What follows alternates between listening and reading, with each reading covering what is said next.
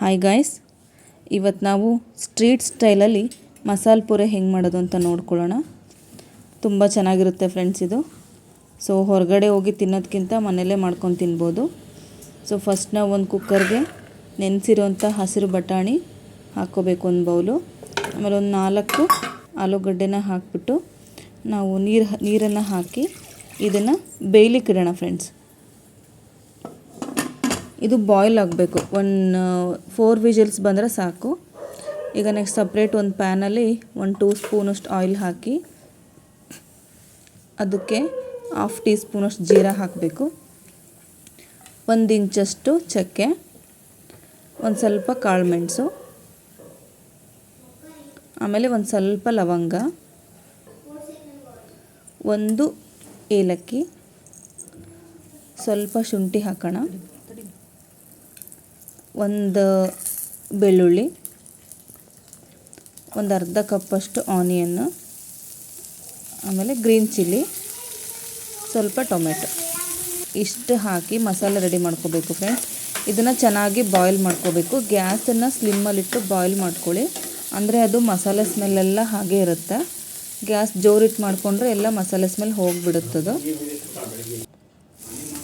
ಈಗ ಇದಕ್ಕೆ ಸ್ವಲ್ಪ ಪುದೀನ ಸೊಪ್ಪು ಮತ್ತು ಕೊತ್ತಂಬರಿನ ವಾಶ್ ಮಾಡಿಬಿಟ್ಟು ಹಾಕಬೇಕು. ಅದನ್ನು ಬಾಯ್ಲ್ ಮಾಡಿ ಮಿಕ್ಸಿ ಮಾಡ್ಕೋಬೇಕು ಫ್ರೆಂಡ್ಸ್. ಅದನ್ನು ಮತ್ತೆ ಅದೇ ಪ್ಯಾನ್ಗೆ ಹಾಕಿಬಿಟ್ಟು ಸೊ ನಾವು ಬಾಯ್ಲ್ ಮಾಡ್ಕೊಂಡಿದ್ವಲ್ಲ ಪೊಟ್ಯಾಟೊ, ಅದನ್ನು ಸ್ಮ್ಯಾಶ್ ಮಾಡಿ ಹಾಕಬೇಕು. ಆಮೇಲೆ ಅದು ಗ್ರೀನ್ ಪೀಸ್ನೂ ಕೂಡ ಹಾಕಬೇಕು ಫ್ರೆಂಡ್ಸ್. ಅದು ಚೆನ್ನಾಗಿ ಬಾಯ್ಲ್ ಆಗುವಾಗ ಸ್ವಲ್ಪ ಸಾಲ್ಟು ಮತ್ತು ಸ್ವಲ್ಪ ಧನಿಯಾ ಪೌಡರು, ಇದನ್ನು ಚೆನ್ನಾಗಿ ಕುದಿಸ್ಕೋಬೇಕು ಫ್ರೆಂಡ್ಸ್. ಸೊ ಈಗ ನಮ್ಮ ಮಸಾಲೆ ಪೂರಿ ರೆಡಿ ಮಾಡೋಣ ಫ್ರೆಂಡ್ಸ್. ನಾನಿಲ್ಲಿ ರೆಡಿ ಪೂರಿ ತೊಗೊಂಡಿದ್ದೀನಿ ಫ್ರೆಂಡ್ಸ್.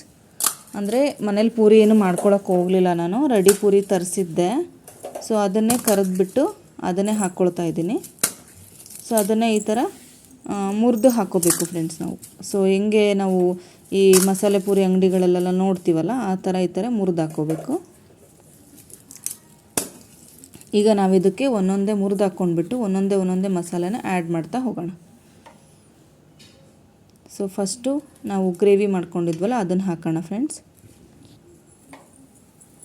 ನಮ್ಮ ಚಾನಲ್ನ ಸಬ್ಸ್ಕ್ರೈಬ್ ಮಾಡಿ ಫ್ರೆಂಡ್ಸ್, ಶೇರ್ ಮಾಡಿ, ಲೈಕ್ ಮಾಡಿ, ಕಾಮೆಂಟ್ ಮಾಡಿ. ಸ್ವಲ್ಪ ಫ್ರೆಶ್ ಕರ್ಡ್ ಹಾಕೋಣ ಫ್ರೆಂಡ್ಸ್, ಚೆನ್ನಾಗಿ ಬರುತ್ತೆ ಟೇಸ್ಟು. ಸ್ವಲ್ಪ ಮೊಸರು ಚೆನ್ನಾಗಿ ಬರುತ್ತೆ.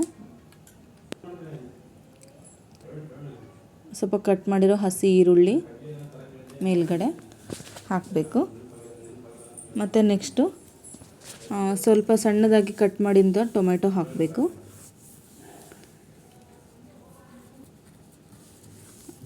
ಅದ್ರ ಮೇಲ್ಗಡೆ ಸ್ವಲ್ಪ ಸೇವ್ ಹಾಕೋಣ ಫ್ರೆಂಡ್ಸ್. ಟ್ರೈ ಮಾಡಿ ಫ್ರೆಂಡ್ಸ್. Thank you.